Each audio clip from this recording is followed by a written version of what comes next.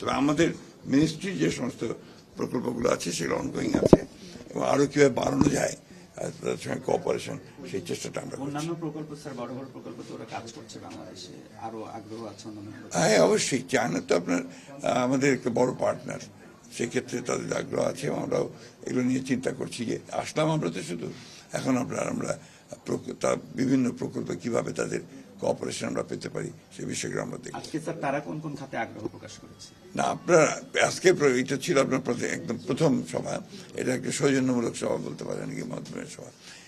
যদিও চীনের রাষ্ট্রদূতের সঙ্গে আমার ব্যক্তিগতভাবে পরিচয় আগে থেকে আছে এবং একটা আমি কয়েকবার ভিজিটও করেছি চায়নার সঙ্গে বাংলাদেশের সম্পর্কটা একটা আগে বললাম আপনাদের যে একটা ঐতিহাসিক সম্পর্ক এবং এটা যে সরকারই আসুক এই তাদের সঙ্গে সম্পর্কটা আমাদের জনগণের সঙ্গে জনগণের সম্পর্ক সরকারের সঙ্গে সম্পর্ক। স্যার গতকালকে মাননীয় প্রধানমন্ত্রীকে চীন সফরের আমন্ত্রণ জানানোর বিষয়ে একটা কথা শুনছিলাম, সেই বিষয়ে না হয়েছে কথা, এটা খুব শিগগিরই এটাকে মেটেরিয়ালাইজ করা হবে, সেই প্রস্তুতি না তারাও নিচ্ছেন, আমরাও নেব।